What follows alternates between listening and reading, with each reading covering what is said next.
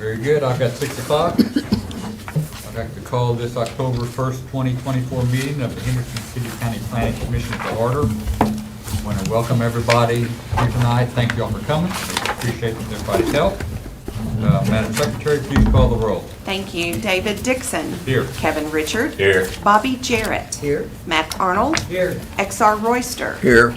Dickie Johnson. Here. Gary Gibson. Here. Gray Hodge. Here. Stacy Denton. Here. Kevin Herron. Frank Boyette. Here. Heather Taves. Here. Do we have a quorum? We do, thank you. Very good, thank you. We've got some public hearing items to attend to. I'll entertain a motion to go into public hearing. So moved. Second. Have a motion and a second. Any discussion? All in favor of entering public hearings, say yes. Yes. Any opposed? Thank you. We are in public hearing. The first item of business is approval of the minutes from September 3. I'll entertain a motion in regard to the minutes as presented. Second. Have a motion to approve in a second. Any discussion? All in favor say yes. Yes. Any opposed? Any opposed? Okay, thank you. The minutes have been approved. Next item of business is our 2023-2024 fiscal year audit. I think we have Mr. Ferguson to help us with this. You should have a hard copy, commission members. Your name, sir? Logan Ferguson, Address? 300 First Street, Henderson, Kentucky. You promise to tell the truth, the whole truth, and nothing but the truth. I did. Very good. Thank you, sir. Thank you guys for having me today. Again, my name is Logan Ferguson. I was the accountant in charge of the audit for the Henderson City County Planning Commission. And I will kind of briefly go through the financials that you guys have a copy of. And if you have any questions, I'll be more than happy to answer any after I get through. It is a lot to go through, so if you don't have any questions that come to mind right now, Brian does have my contact information. I do have some business cards I can leave. You're more than welcome to reach out to me later on. Be more than happy to answer any questions that you have. If you do want to follow along, I'm going to start on technically page 1, but it's the page after the table of contents, the independent audit report. But basically, I'm just going to go ahead and summarize it. It was a pretty clean audit. Basically, our opinion is that in all material aspects, our financials were presented fairly. Brian and his staff have always been helpful for us, and we always do appreciate that. Again, it's a very simple audit on our part, and obviously you still got to do the work, but they do make everything very easy on us. There are no adjustments. If they are, they're minimal. They're more for correcting like a fund balance for like $1 due to rounding. So no adjustments that really need to be made outside of the government-wide adjustments, which affect the government-wide financials, which I'll explain here shortly. Outside of that, we do have one finding. It is a finding that rolls forward every single year. It's more of kind of like we have to note it, not necessarily anything's wrong, and that's the lack of segregation of duties. And that's mainly just because it's a small staff. We know it's not feasible to hire any additional staff, so that's not a concern of ours at all. It's just kind of something we have to note. It is noted at the very back of the report, and if you look, there is no corrective action that needs to be done, just again because it's not feasible to hire anybody else. We do feel that the internal controls that are in place are effective, and that we have no concerns of fraud being within the Planning Commission at all. So that's basically just going through the report there. If you do want to flip through, I'm going to skip a couple pages on the management discussion analysis. That's just kind of a summary. There's some different schedules in there, but I'm going to flip straight to the financials and kind of just run through them really fast to not take too much of your all's time. They do start on page 10 if you want to flip along. It's the statement of net positions. We're going to start. This is a government-wide financial. If you're unfamiliar with what the government-wide have, it's not necessarily going to be your typical in and out, what your funding is and what your expenditures are. There are going to be some additional entries that we make as the auditors, entries for your unfunded pension, for depreciation, and for the right of use asset, which is something that was implemented about, I believe, 2 years ago for the lease payments that are being made. Outside of that, then the rest of it is going to be cash and accounts payable and things that are outstanding, along with your statement of, your net position. And the only thing that I'm really gonna note on here, is that I know cash, people always like to know how much cash they got. Cash did decrease just a little bit compared to 23. These are not comparative financials, by the way. Any numbers I pulled for 23 are in my notes here that I wrote down. If you don't have access to 23's audit, I can send you that at a later date. But cash for 2023 was $327,839. It did decrease to $315,293, mainly due to that bond escrow account. Cash and other accounts did actually increase. So there is still a healthy amount of cash that is there. The only other, the main account that I will talk about on the government-wide financials is that total net position. It is a big deficit, and I'm assuming it's probably been mentioned in the past, but that is due to the state pension, the unfunded pension. That's an entry that we have to make. If you're more wanting to know what the fund balance actually is, you will see in the government statement, which is basically, which I'll get into here in a couple pages, just what the general fund, basically the money that you've made and the expenditures that you have, that's a more accurate number of what type of money's kind of coming in and coming out every single year. So if you'll turn the page on to page 11, it's the statement of activities. And this just, again, is income and expenses. The expenses aren't going to match exactly what is on the books just because these are government expenses. So these have our government-wide entries in them for that pension, for the right of use asset, for the depreciation. So it is going to be a little bit less than what you'll see in a couple pages. But expenditures did decrease in this case from 2023. They were $751,329 in 24. $698,203. The revenue, that number does not change from the government-wide to just your typical government statement. There are no entries that we make that affect revenue, so that revenue number of $826,561 is still going to be the same on the next financials that we look at. But you'll see your change in that position, which is basically net income, if you want to call it that. It's your revenue over your expenditures did increase, so you did have $128,000 in revenues in excess of expenditures. And that's how we got to our ending net position. And then flipping the page to page 12, this is the balance sheet of your governmental funds, which just a single fund here, just a general fund. This will be more of a typical balance sheet. It's not going to have all those government entries. These are going to have, as you can see, it's a lot smaller compared to that last statement deposition we looked at. There's not the depreciation or the pension or the assets or the right of use asset. So this is more, again, what a day-to-day balance sheet looks like with your cash and then payables. And then you'll notice that the fund balance is a positive $228,135 instead of that big deficit that we saw in the government-wide. Again, that's the difference with those government-wide entries in there. The next page on 13 does show how we get from that $228,000 to that big deficit number, which kind of just breaks down what government-wide entries went into that to get to that deficit that we end up reporting.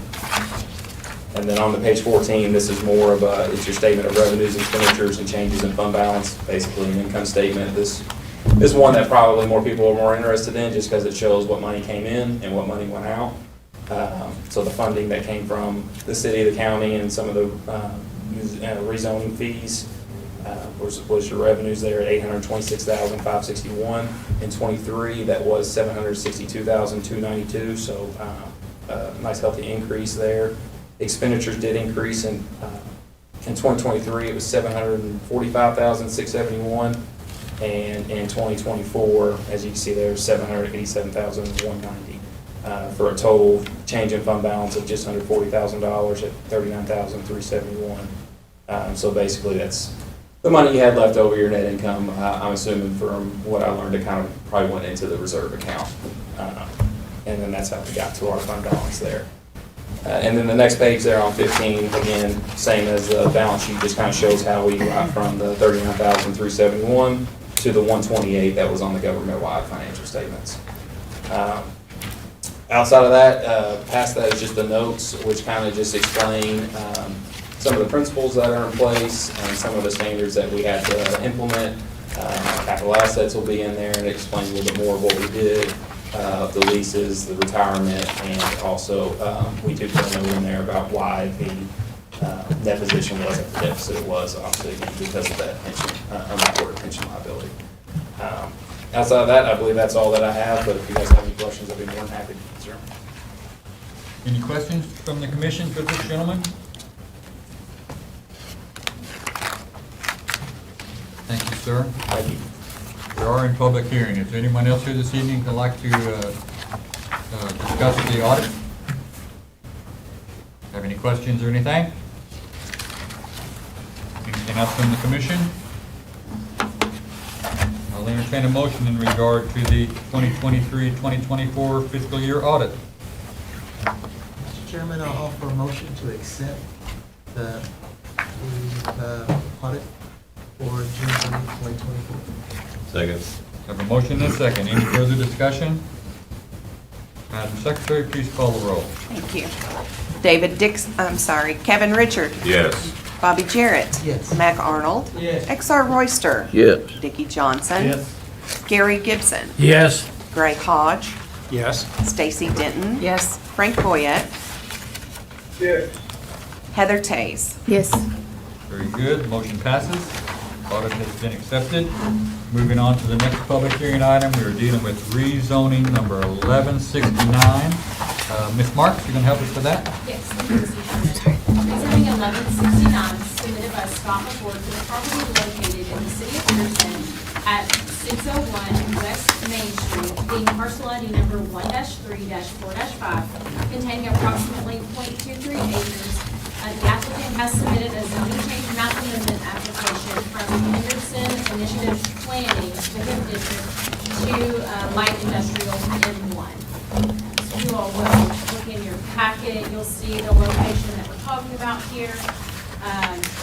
It's just behind where Mr. McCord's business currently is and the county water, that's county water building, that's what we're talking about.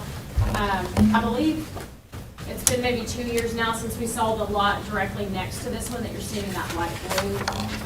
We did do a rezoning for that to M1 back in 2022, I believe. So we are now talking about, Mr. McCord has acquired this piece and is requesting the rezone to light industrial to place a 40 by 60 building on the lot. The approval will be subject to a setback variance given by the City Board of Zoning and Adjustment. The applicant is here if you have more questions for him, and I also have findings of fact to read into the record. Okay. Any questions from the commission for staff? What is the current use of the neighboring the lot we're going to join? The light blue one here, Yes. that is also Mr. McCord's property, and I believe it currently has a storage unit structure there for his lawn care equipment and things like that for Okay. business. Any other questions from the commission? Would the applicant like to address the commission?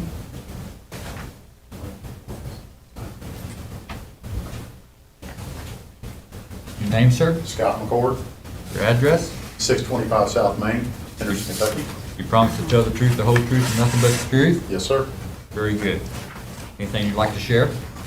Just basically, what it's going to be for the business, like the other buildings are, and I've already pretty well trying to get cleared it out, making it look nice, and looking to make it look even better back there, trying to better the area up, I guess you could say. So Good. that's what we're trying to do. So any questions for me, from anyone? Any questions for this gentleman? Thank you very much, sir. Thank you. Anyone else here this evening who'd like to address this matter, one way or the other? Perhaps you could share the proposed findings of fact? Yes. Rezoning 1169 submitted by Scott McCord for the property located in the city of Henderson at 601 West Main Street, being parcel ID number 1-3-4-5, containing approximately 0.23 acres. The applicant has submitted a zoning change map amendment application from Henderson Initiative Planning, HIP, to Light Industrial District, the M1. Proposed motion could be, I move that the Planning Commission recommend that the Henderson Board of Commissioners, the city, approve rezoning application 1169, changing the zoning classification from Henderson Initiative Planning District to City Light Industrial for the subject property, and I'll leave the motion open for other members of the Planning Commission to add findings of fact in support of this motion because the proposed rezoning is not in agreement with the future land use map of the comprehensive plan. However, the existing HIT zoning classification is inappropriate, and the proposed M1 zoning classification is appropriate because the property has historically been used in an industrial nature.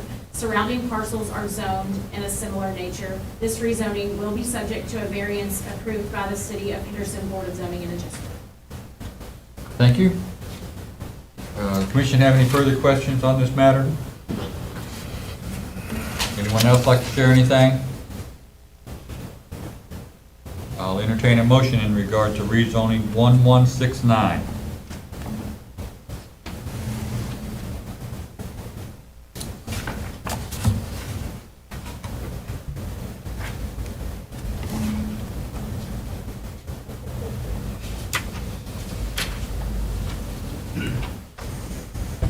What's the pleasure of the commission?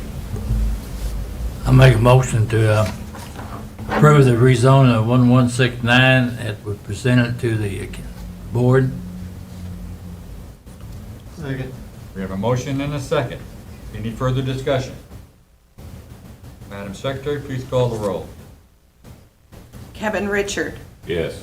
Bobby Jarrett, Yes. Mac Arnold, Yes. XR Royster, Yes. Dickie Johnson, Yes. Gary Gibson, Yes.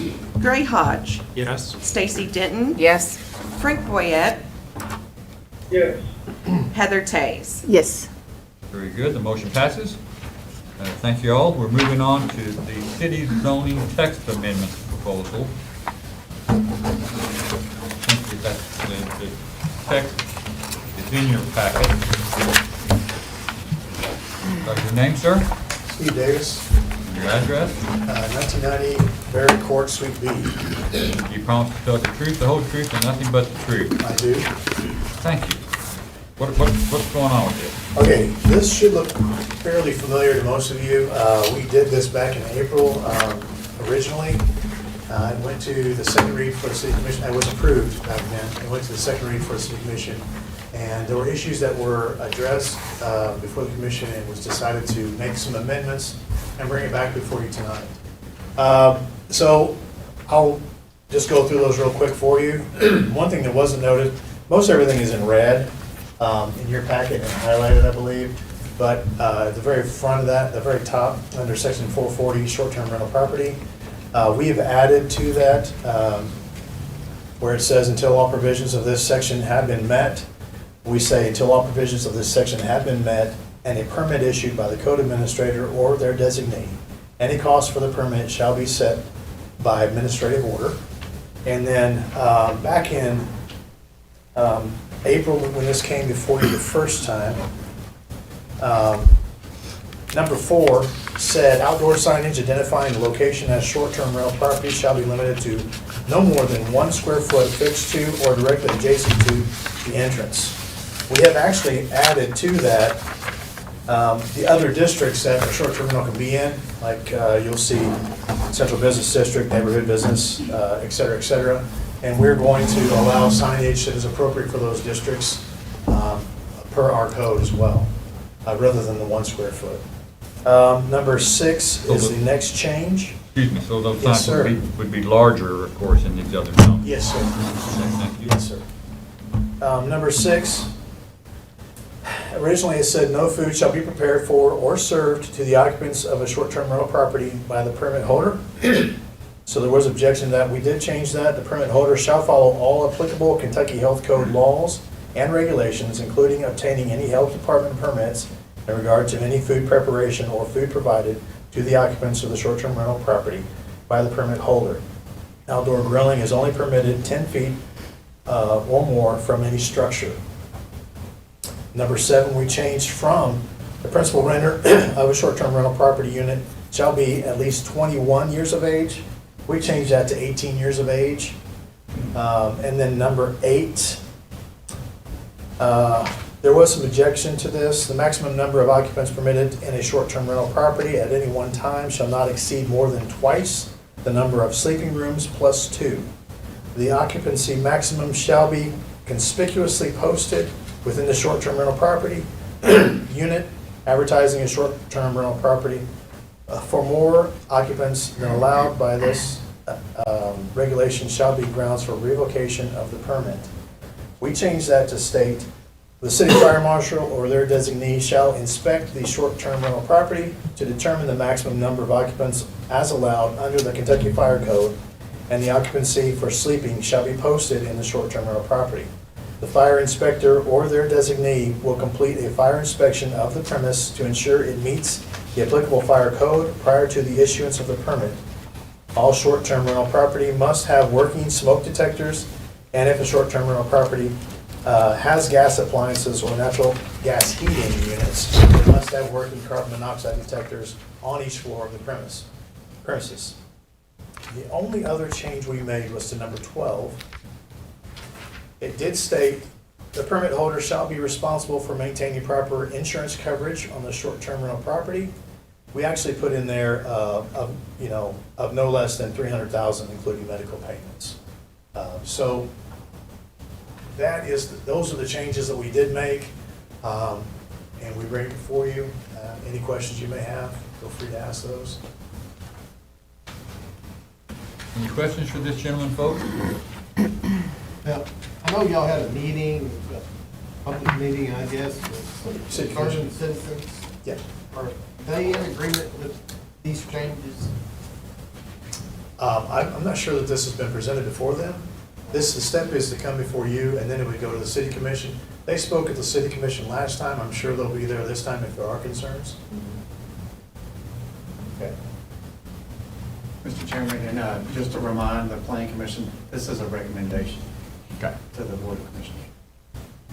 So the city commission will have the final say, of course, Yes, sir. on the ordinance. Any other questions for this gentleman? Thank you, sir. Thank you. Anyone else here this evening would like to address the amendments to the short-term rental property ordinance?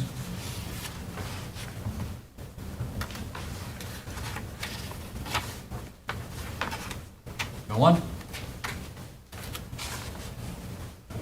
Okay, I'll entertain a motion in regard to these text amendments as presented. So we're recommending that the commission either accept or adopt or not adopt. Yes. Depending, of course, on what the motion. In that case, I'd like to move that the planning commission recommend to the city commission that they adopt the proposed revisions to the short-term rental property. or whatever. Second. Got a motion and a second. Any further discussion? Madam Secretary, please call the roll. Thank you. Kevin Richard. Yes. Bobby Jarrett. Mac Arnold. Yes. XR Royster. Yes. Dickie Johnson.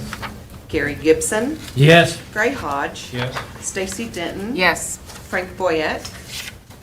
Yeah. Heather Tays. Yes. Very good. Motion passes.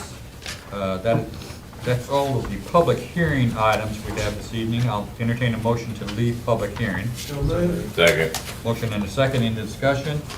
All in favor of leaving public hearing, say yes. Yes. Any opposed? Any opposed? We are out of public hearing. The next item is the September finance report of Ms. Martin. Yes, thank you, Mr. Chairman. You will see the September finance report. We are 30% of the budget at this point. As a reminder, a lot of our larger purchases do happen at the very beginning of the fiscal year, so that is why 30% might seem a little much for September, but we have some bigger purchases that take place between July and September. What might those be, for example? Just a quick, so we had to do our GIS software update, and that's a $50,000 purchase. We do have to pay out our, That's an enterprise license, so that's something that's going to be continuing from us going forward. We will not theoretically own the software, we're essentially leasing it. This is a fair way to explain it. For $50,000 a year. It's a subscription. Exactly, and we just, I don't know if the plan commission members remember this, we provide all GIS to all city and county governmental offices. Yes, thank you. Thank you. Our property and liability insurance is a $12,000 expense that we do have in July. And then you may notice, if you come by the office or see us driving around, the car had a facelift, which looks much better now. Instead of purchasing a new car, because as you guys are aware, it's a 2013 with 30,000 miles, so it's a really good car. The sun just wasn't friendly to the paint on the car, so we did have that updated, and that was $6,000. So those are some larger purchases we've seen over the last few months. Okay, thank you. Any questions about the finance report, folks? I'll entertain a motion in regard to the September finance report. Chairman, I'll offer a motion to approve the September financial report. We have a motion and a second. Any discussion? All in favor of approval, say yes. Yes. Any opposed? Any opposed? Finance report is approved. The next item is the bond report. Ms. Marks? Yes, thank you, Mr. Chairman. We have 3 projects up for renewal for the bonds. The first one is Easton Eddies. You will notice they do have a new building there if you're on North Green Street. We currently hold a bond for the entrance, erosion control, and screening. The recommendation is that we can release both the erosion control and the entrance portions of that bond. But screening has not been completed yet, so we will extend that portion of the bond, which is in the amount of $12,529 for 1 year. The second project is Jimmy John's. We currently hold a bond for sidewalks, curbs, and entrance update on that one. The recommendation is the work has started, but it is not completed. We can lower that bond amount to $20,000 and extend that for 1 year. And the third project is Riverview Coal.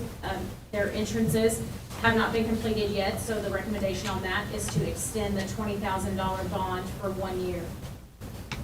I just need approval to move forward with those. Okay. Everyone has the bond report in front of them. Any questions for staff?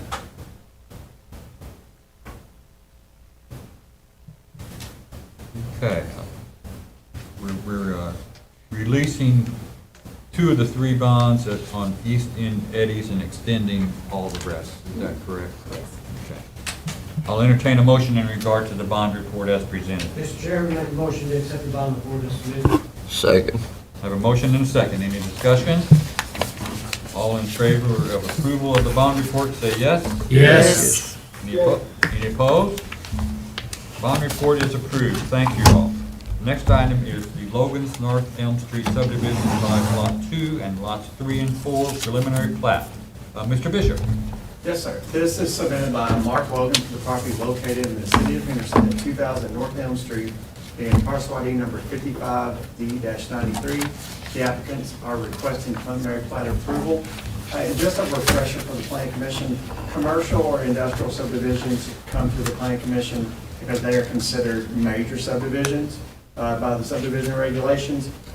Had this been a smaller residential type lot or subdivision, we would have approved this in-house.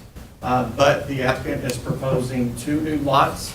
Lot 2 is roughly 31,000 square feet, and Lot 3 being approximately 2.08 acres. You may recognize this as the property on North Elm that houses the Social Security office. The existing entrance will stay in place.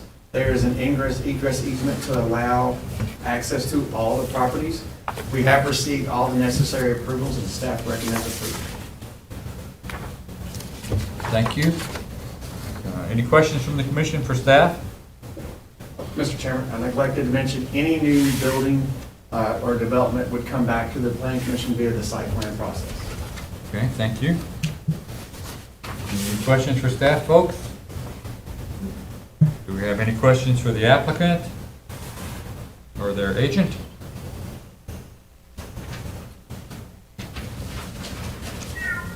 We have none. I'll entertain a motion in regard to this matter.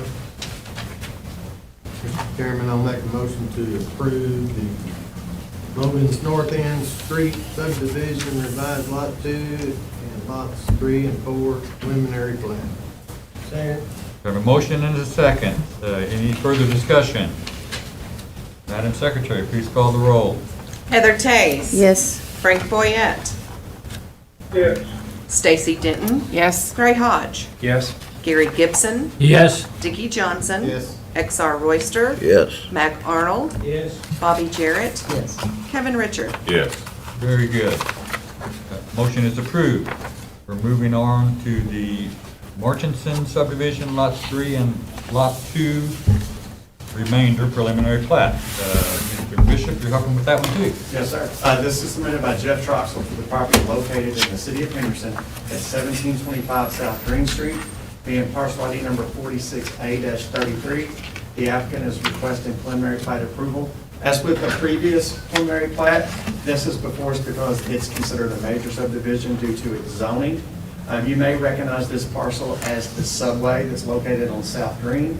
The applicant would like to subdivide the parcel, which would create Lot 3, which is 1.29 acres. All necessary utilities are existing and in place. And as with the previous preliminary plat, a site plan for the new development will come back to the planning commission for your approval. With that, I'll do my best to answer any questions you may have. Any questions for staff in regard to this proposal?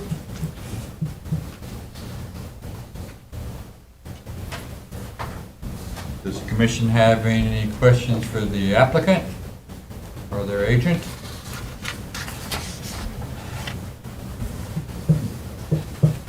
Okay, well, I'll entertain a motion in regard to this matter. Mr. Chairman, I'll make a motion to approve the Mortensen subdivision, lot 3 and lot 2 remainder preliminary plat submitted by Jeff Troxel for the property located in the city of Henderson at 1725 South Green Street, PID number 46A-33. Second. I have a motion and a second. Any further discussion? Madam Secretary, please call the roll. Thank you. Kevin Richard. Yes. Bobby Jarrett. Yes. Mac Arnold. Yes. XR Royster. Yes. Dickie Johnson. Yes. Gary Gibson. Yes. Gray Hodge. Yes. Stacy Denton. Yes. Frank Boyette. Yes. Heather Tays. Yes. Very good, the motion passes. Under administrative business, I have just one small item. Everybody has in their email document communications from the county judge executive regarding the work of a subcommittee in relation to battery energy storage systems safety guidelines. We also have hard copy here this evening for everybody, if you'd like to take that. I'm just going to recommend that everybody take a minute, or a few minutes, and take a look at this. There's been some good work done here, and would predict that these issues will come before us in the future. So, that's all I had in that regard, unless somebody has questions or further information about that. We're just reviewing them, we're not voting or anything. Yeah, no, I think this is just something for us to refer to as needed as we move forward. I think everybody remembers a rather lengthy discussion or two on this question. So, Get your reason out. I think we're going to step forward in understanding the issues. Anybody have anything else, another business or anything? Anyone here this evening would like to bring something forward? I'll entertain, if not, I'll entertain a motion to adjourn. Second. We have a motion and a second. Any discussion? All in favor of adjournment, say yes. Yes. Any opposed? Any opposed? Very good, we stand adjourned. I thank everybody for their help.